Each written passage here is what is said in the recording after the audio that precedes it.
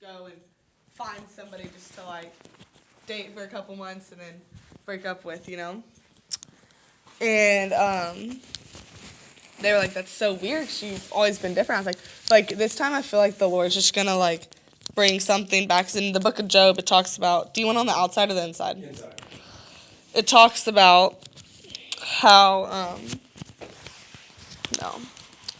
It talks about how when he brings things away from you, and he takes things away from you, because Job was a very faithful guy, and the Lord straight up told Satan, okay, like go mess with him, go take everything away from him.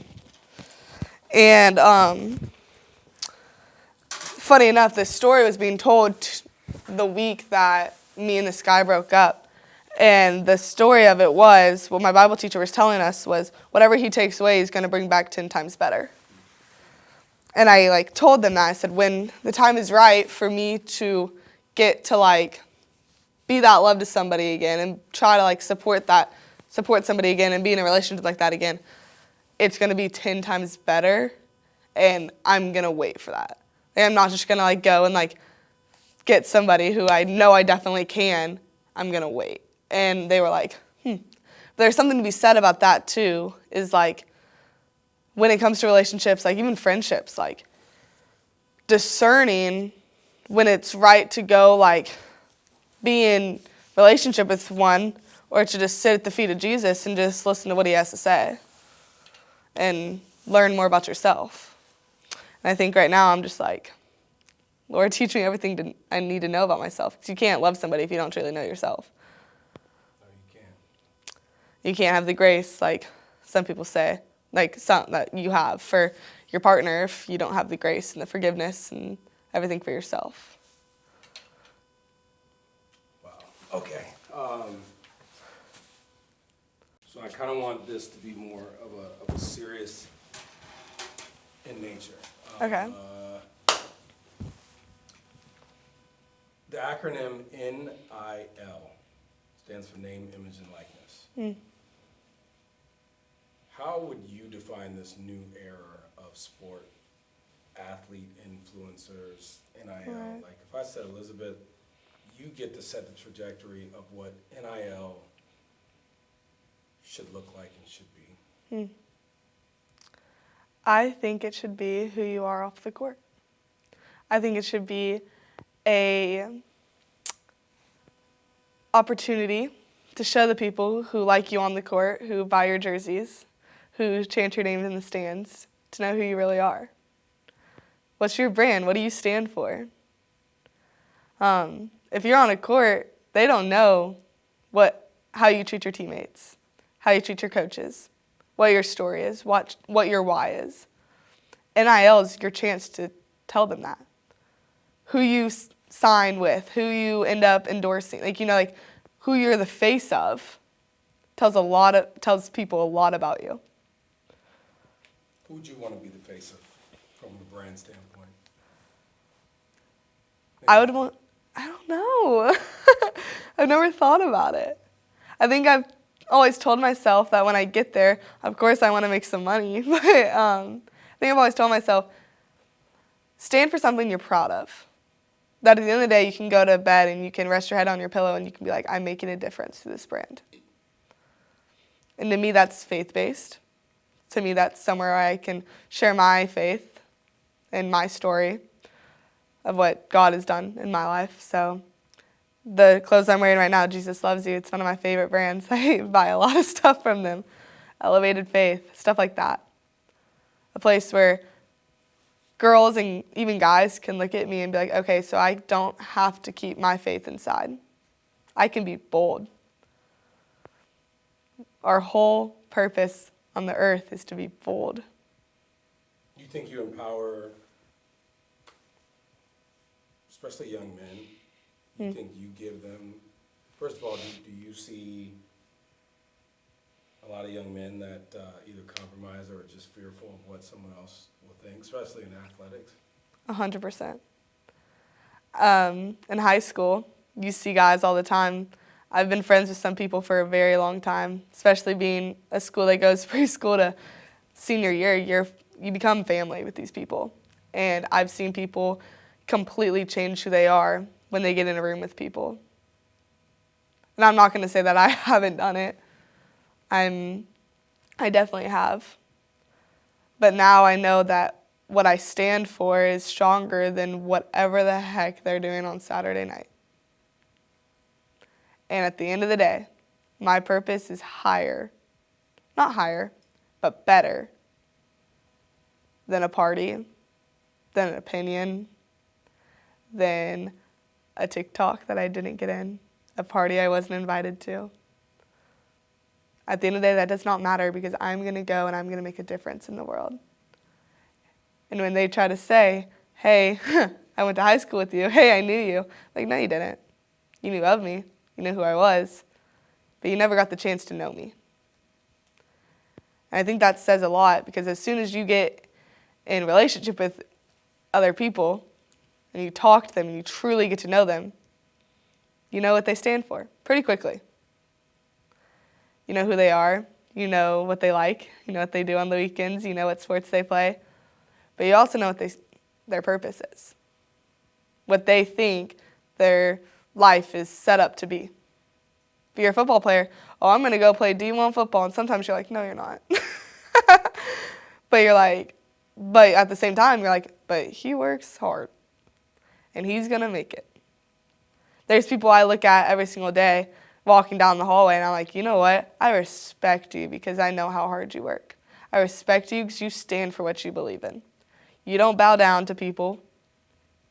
You don't change what you believe in the second a girl or a guy walks in the room because you want to get with them on, you don't do that.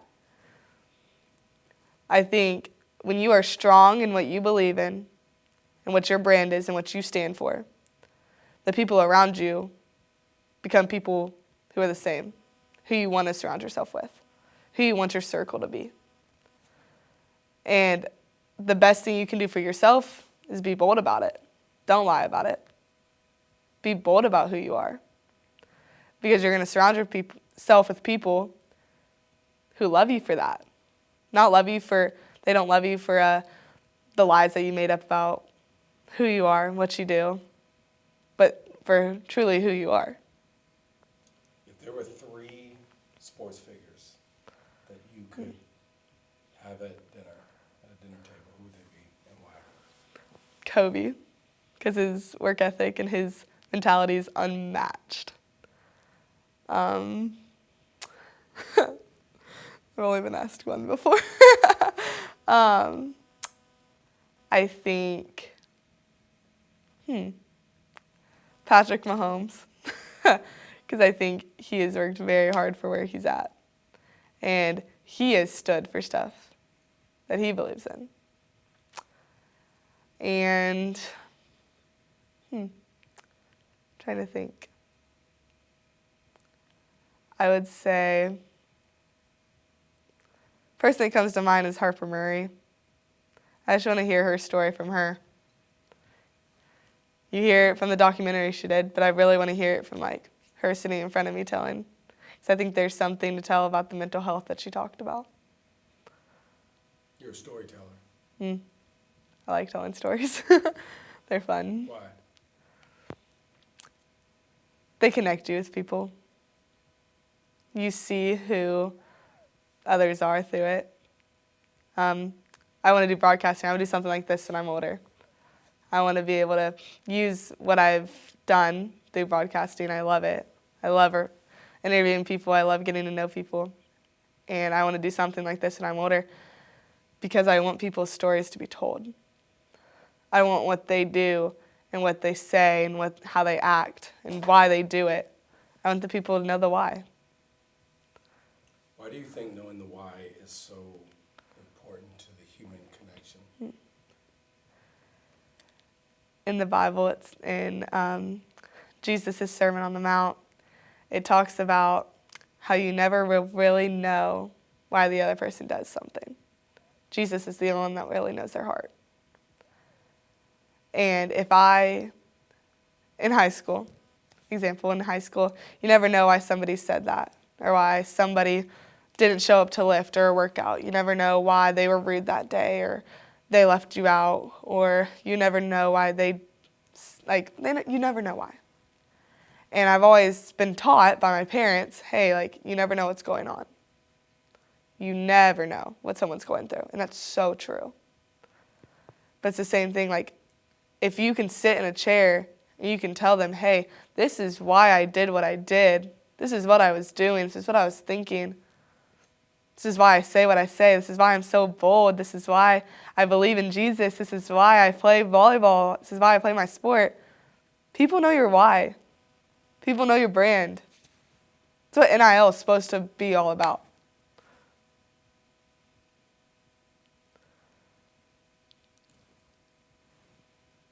Yeah, that's what it's supposed to be all about. And because we live in a corrupt world and money got into it, became way different. And being young, being in high school, watching this all pan out and knowing that that's the crazy world that I'm about to have to go into to play a sport that I love. All I'm going to say when I get there, and when I get asked, okay, like, what brands do you want to sign with? What brands do you want to work with? I'm going to say that I want to be bold about my faith, bold about who I am, bold about my why. And I want brands to stand behind me in that, no matter what they are. I don't care how much money I make. God's going to provide it all, as long as I say the truth and what He wants. If I do my purpose, He's going to provide it all. Could you see yourself at a level of ESPN, but tying in the gospel? I would love it. I would love it. Stories like this, making stories that make people tear up, make people feel something, I would love it. No matter what it is, no matter how small I have to start. The Lord has put this on my heart. The Lord has put this dream in my mind of going to play volleyball, but at the same time doing something with the camera. It's always been something I wanted to do. Never kind of knew what, but I would be beyond lucky to get to tell people stories about their testimony, because God is so good. And if this is how I reach people, then this is how I reach people. Elizabeth, what do you hope for when that last game is done? What do you hope in that short period of your life people remember you by? My faith. How I acted. Of course, I want people to be like, yeah, she was a good volleyball player. Of course. But at the end of the day, I want people to know me by my faith. How bold I was. How I treated others. How I was so loving. So kind. I was so caring. I want people to know that at the end of the day, Jesus is who I played for. Audience of one.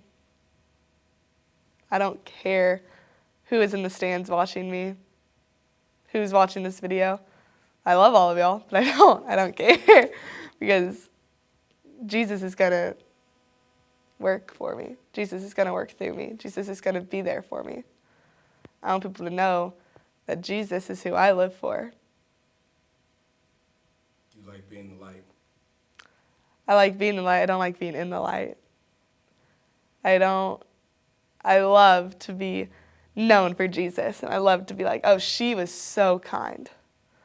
She did that for me. Like, I love her for that. Like, I love that type of thing. I don't like being in the spotlight. I don't think it should be in the spotlight. Obviously, I think I have a voice to say. I have a voice. I will keep on speaking about Jesus, no matter where I am, no matter where the Lord puts me. But I hope when somebody sees this video, of course they're going to see me, the tall blonde, but I want them to really see Jesus. We're supposed to be a mirror. We're supposed to be reflectant of who He is. If that's what I can be, it's a pleasure. It's a blessing. We weren't supposed to be this. We are lucky the amount of grace that Jesus has for us. He died on the cross so that we can sit here and we can speak about him freely, openly. We get to have a relationship with him. He's a friend. What a friend we have in Jesus. It's so true. He doesn't care about your losses. He doesn't care about your wins. You lay the victories down at his feet. You lay the losses down at his feet. And he still says he loves us. Like, how lucky are we? How blessed are we to get to even say the name? He is so powerful. He is so merciful. And we could just say this like, yeah, he's my friend. Yeah, I talk to Jesus. That is an honor that we take for granted. Does Jesus have swag? Oh, heck yeah. He has the most, don't ever put this in the video. And if you have a better word for it, I'm going to get flamed. But he has an aura about him. Never thought I'd use that word. But yeah, he probably wore the best Birkenstocks that he had. He had an aura about him. Yeah, he does. Still does. Because we do. Yeah. You walk in a room, people know you're different. Yep. One of my favorite sayings that my Bible teacher, shout out Miss Mullins, said was very rarely you will use the words when you spread the gospel. It's your actions. It's how you treat others. It's how you play. It's who you are. You don't have to, you say the words, hey, Jesus is great. This is what he did for you. It's all empty words most of the time. But when you really act it out and you really show it, which is hard. It's hard and you will fall short. I fall short every day. But Jesus knows your heart. Jesus knows who you are. And he knows what relationship you long for. And he is the only way to fill that void inside your heart. How would you describe the Trinity? That's hard. Obviously they're the same person in three different What areas. roles do they play in your life?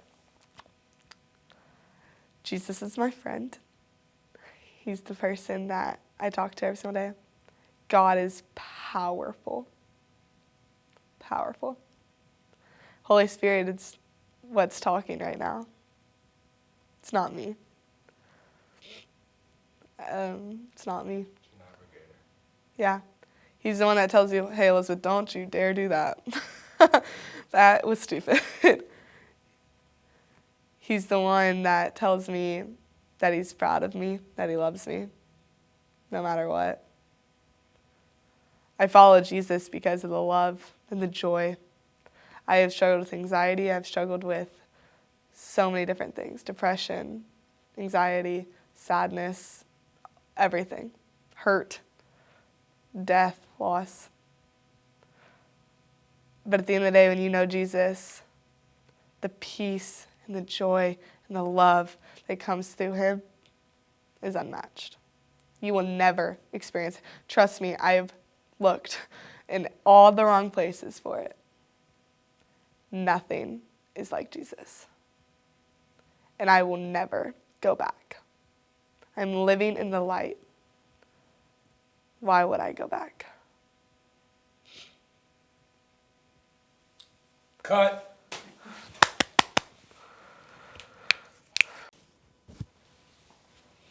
But also kind of give me that, like Nike or, The swag. cinematic, Yeah. like Yeah. Okay. bubbly and serious. Okay. All right. Elizabeth Goodlett, take one. Hey, guys. Do you love volleyball? Love it. I've always loved it. Since third grade, little league teams at Liberty, my school, I've always loved it. The community behind it.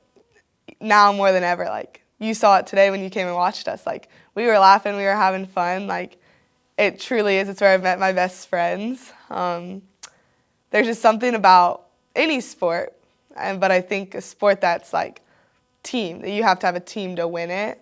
I think you just become such a family, and I'm all for community, and I'm all for like girls being girls and loving each other and just being able to talk to each other without feeling judged or anything. Like, we go into practice and all of us like either suffer together through a bad practice, or we have fun through a fun one, you know? Like, it's nothing like, you never dread going to something you love.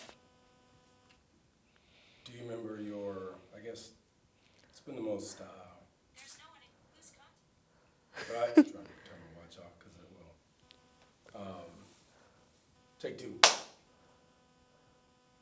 Elizabeth, when did you know that volleyball was something that you could play at a high level and even take you to the next level, Right. which is college?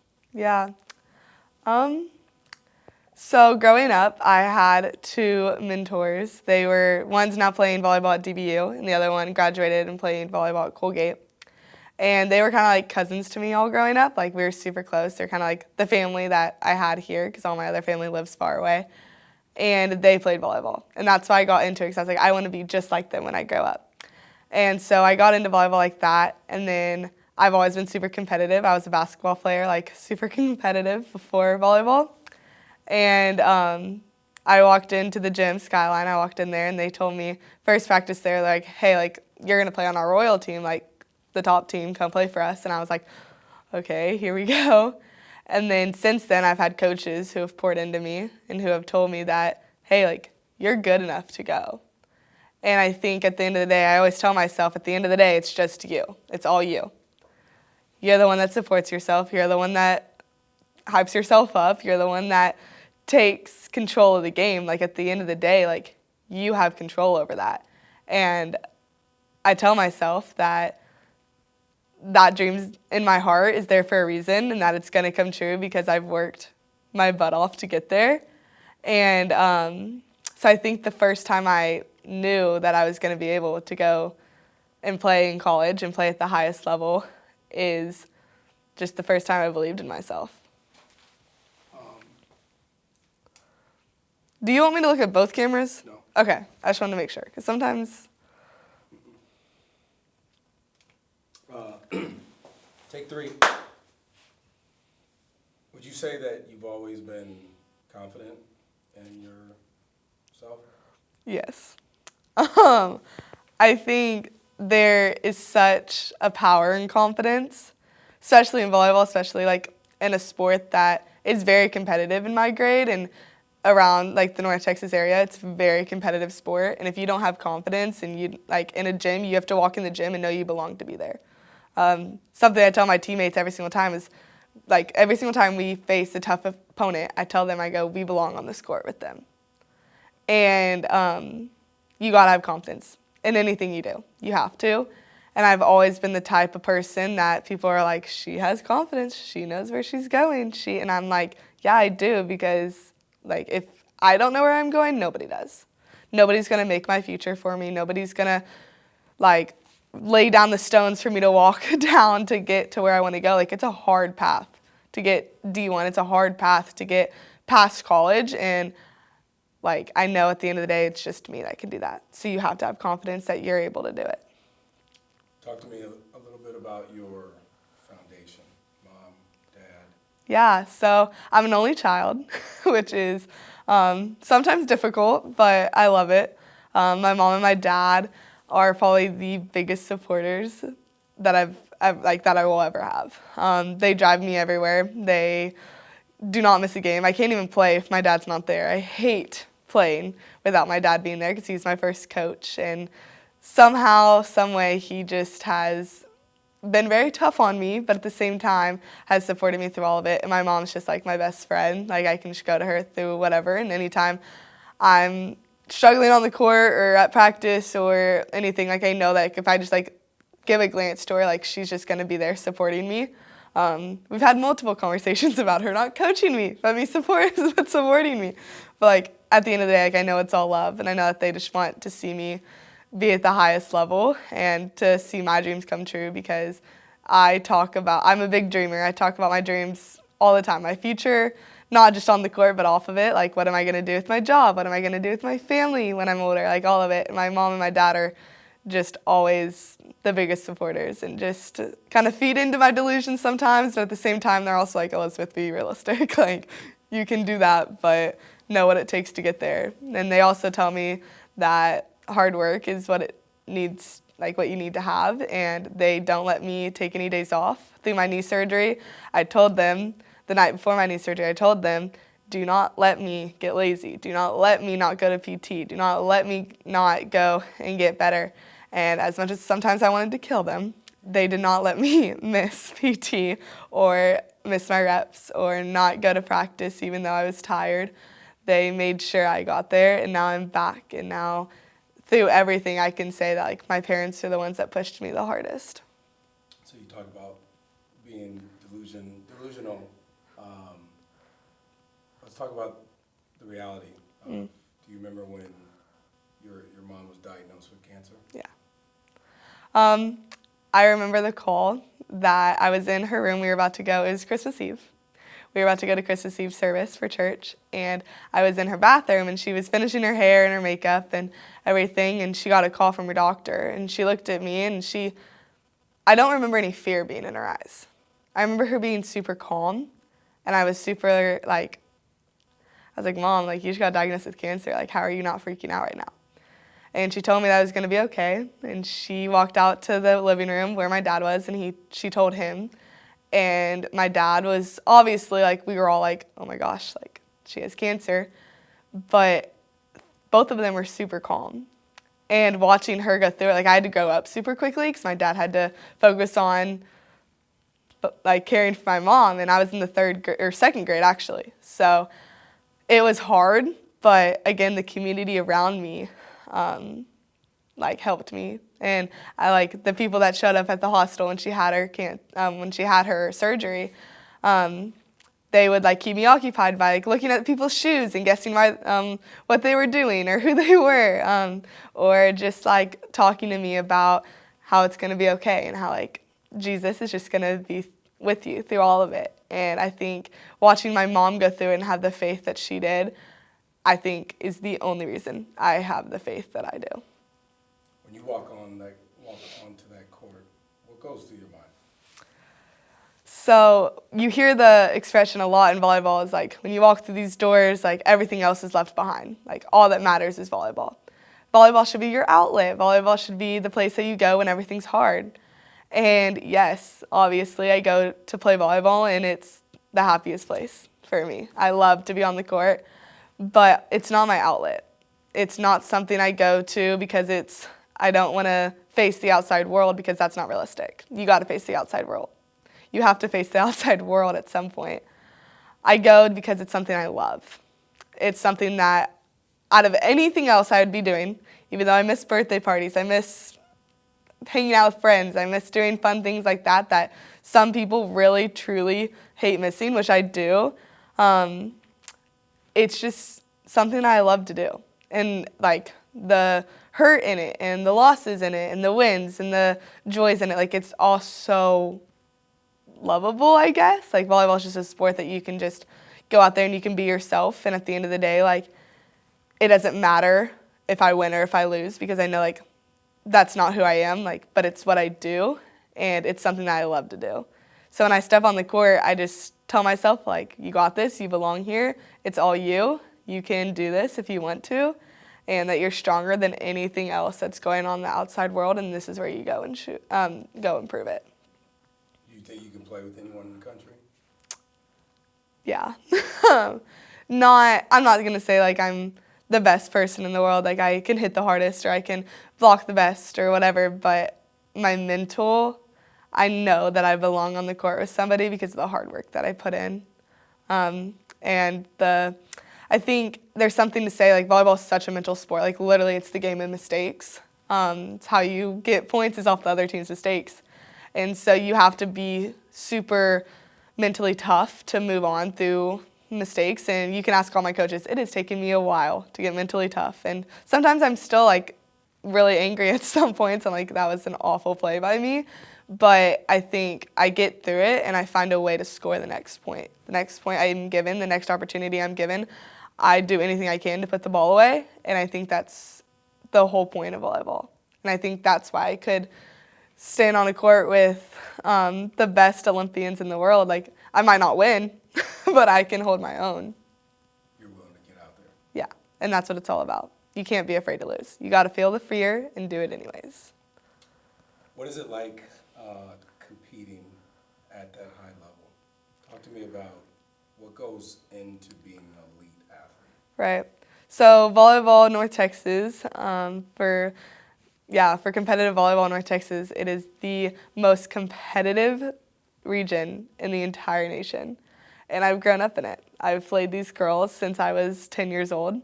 How do you know that? It's a stat. Like, we have the top 5 clubs, if more, in the country that go and place at nationals every single year in multiple age groups.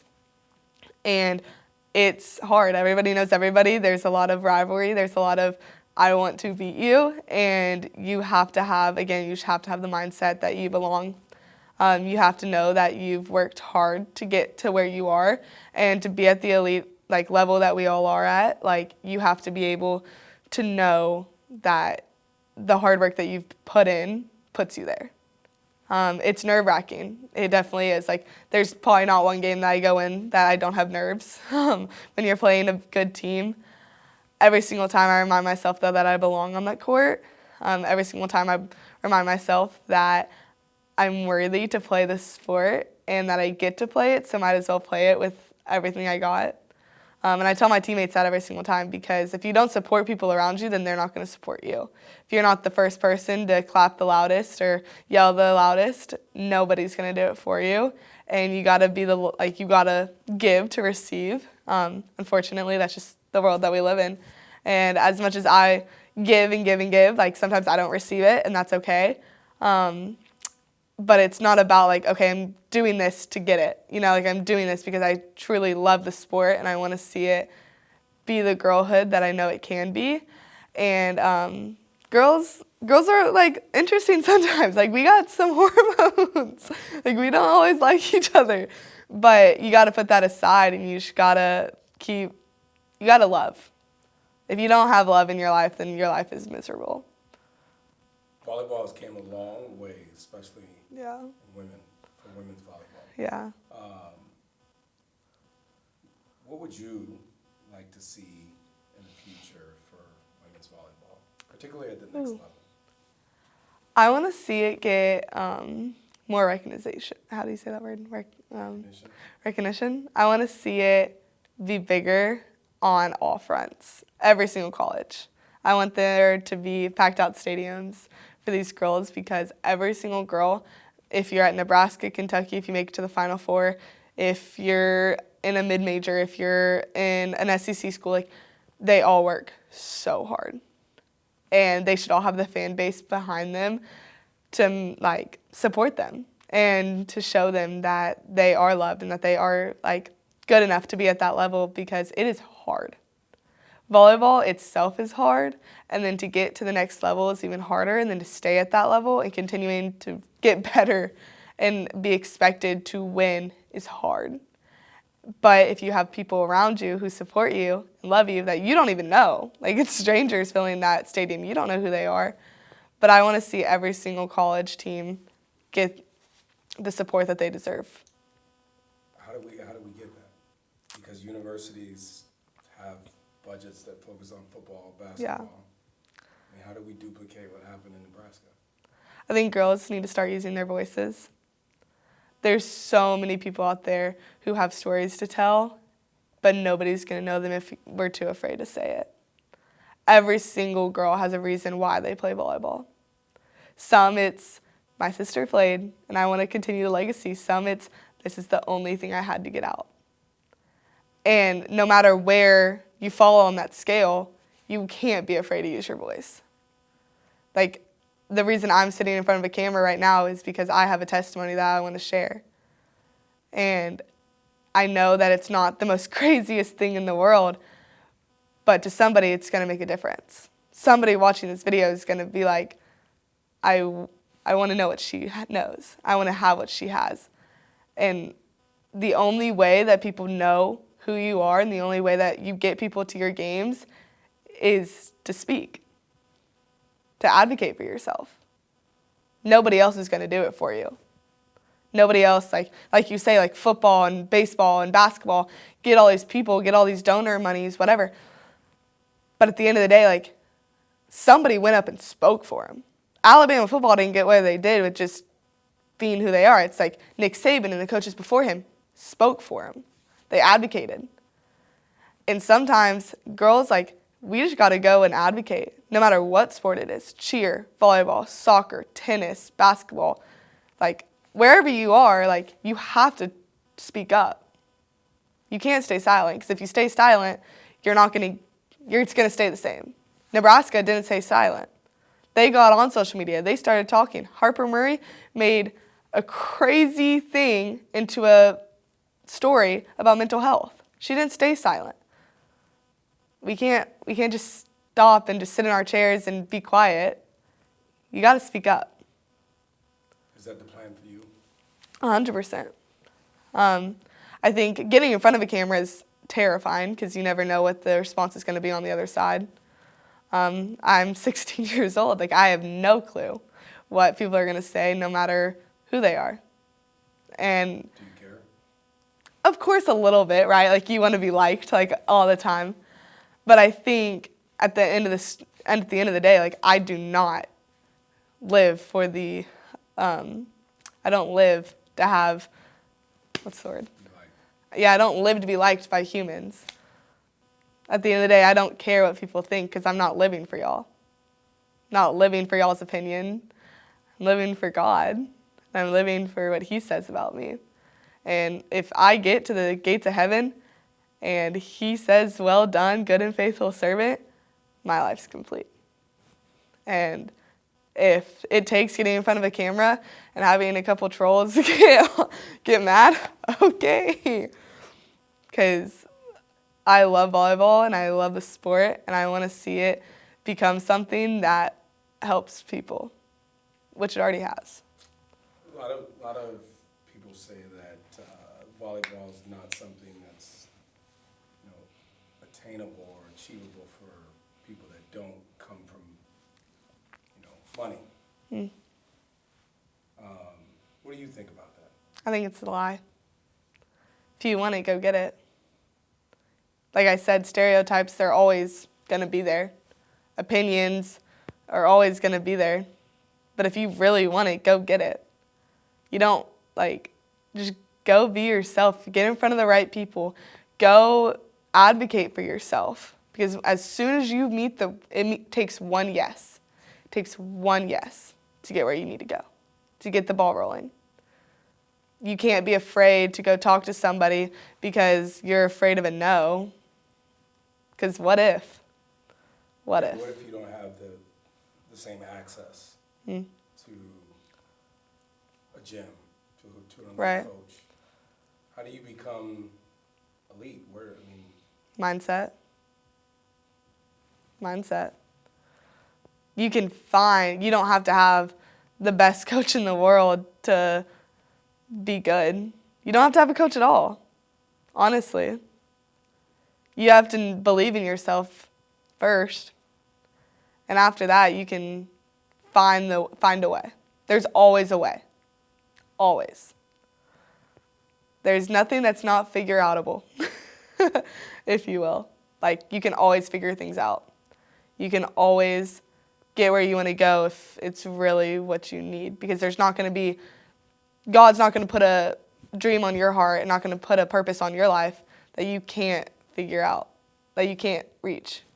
That's just... Do you want to be great? Always. Who doesn't? I want to be great because it's my avenue to tell more people about how great life can be. You can't have a positive life with a negative mind. You have to have a positive mind. You have to have a mindset that says, yeah, I can do it. You say no, I'll show you why. You got to have that. You got to have a mindset that says, if God has put me in a room, I belong here. Lift your head high, chest up, walk in the room like you own the place. At the end of the day, not cocky, but confidence. Know that you belong there. That's what I want to tell people. Girls, little girls like me, like I can tell you, I looked up to the high school girls so much in kindergarten. Oh my gosh, I was like the little ball girl for basketball. Like I went to state. I still have their big heads in my attic. Honestly, I have a signed shirt by all of them from state. Like I wanted to be them. Now like on varsity at Liberty, like all I want to do is win a state championship. I just talked to my coach about it. Like I was like, I want to win a state championship, not because I want that glory to my name, but because the little girl, like a little Elizabeth that was in kindergarten watching these girls win state, told herself that she was going to do that one day. And now I'm coaching 4th and 5th graders at Liberty, and it's so fun. And every single day I tell them, every single Monday when we have practice, I say, I started here, guys. I started here, and I love you guys, and I want y'all to, whatever y'all go and do, I want y'all to know that you're worthy of doing it. And you can do it, whatever you put your mind to. Some girl was serving, she's like, I can't do it. I was like, no, yes you can. Yes you can. It's practice, repetition. If you put it in your mind that you can't do it, you're never going to do it. If you're looking for negatives, you're always going to find negatives. So Elizabeth, you're a great volleyball player. The trajectory is amazing for you, but you're more than a volleyball player. Mm-hmm. Yeah. I tell myself, because I'm very hard on myself. I'm a very competitive person, no matter what it is. But volleyball especially, because it's my life. It's what I do. And I tell myself every single time I get on the court, I'm like, okay, for the next however long I'm on this court, this is all that matters. But as soon as I get off the court, it's out. It's gone. It does not matter anymore. In Ephesians 1, it talks about how everything's meaningless other than your faith. One of my friends brought it up to me, and he was like, everything is meaningless other than your faith, because at the end of the day, God's the one that gave you everything. So if you're not doing it in glory to Him, then why are you doing it? And I was like, dang. If you don't have a purpose to do anything, then why are you doing it? It's meaningless. If you don't have a purpose to play your sport, if you don't have a avenue that you want to get to while you're sport, if you don't want to have a voice in your sport, then why are you doing it? You have people looking up to you. You have people who want to be who you are, where you are. And people are going to outwork you if you have no reason to do it. But if you have a purpose, if you have a reason, if you've told yourself, hey, I want to do this because of this, then there's nothing that's stopping you. What's stopping you? Nothing. Honestly.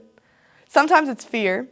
When I had my knee surgery, I was very fearful of what next steps would be. There was a lot of nights that I was like, why? Why me? Oh, why me? I asked that question probably for first 3 weeks of my recovery. I was like, why me? I hate this. Why me? I'm supposed to be playing volleyball right now. I had my surgery the first day of nationals. We were supposed to go finish pretty well in nationals. I was like, dang, why me? And then I was fearful of, okay, what if I never get back to where I am? What if I never actually step on the court and be the same player I was in May, in August, in April? And then I realized, okay, I got to feel the fear and do it anyways. I got to work hard to get back, because if I have a purpose to do it, my purpose was, okay, I want to get back to playing the sport that I love. I got to get back for the two playoff games that we got to play in. And I told myself in August, when I was starting my recovery, I said, okay, I'm going to get back so I can play with these seniors that I'm never going to get to play again with. And I got to do it. And that was probably one of the best games that I've ever played in. It was an upset. It was in a rival gym. And I looked at one of my seniors who has been a great impact on my life and has been somebody that I look up to and will continue to look up to for a very long time. And I looked at her and I told her, thank you for believing in me. And she told me that she loved me, that she was proud of me. And so my purpose to get back on the court just told me that they were proud of me. And like, kid you not, I broke down crying. And little did I know, those 2 games would probably be some of the last games I got to play with some of my best friends. One of my best friends moved schools, and right now we don't know if she's coming back. But like, what a blessing that was to get to play a game because I had a purpose in what I wanted to do. And I was driven to do it. And I begged and begged and begged and begged my PT people to let me get back on the court. One time I had my mom call in the middle of the game and said, hey, can you play? And she's like, no. But it was the factor of I wanted to play on that court because that court is what I love to do. And you surround yourself, you get a team that you love, all you want to do is make them proud. And at school and at club, my coaches, all I want to do is make them proud because they believe in me so much. Cut. Can you turn that light off, actually? Yeah.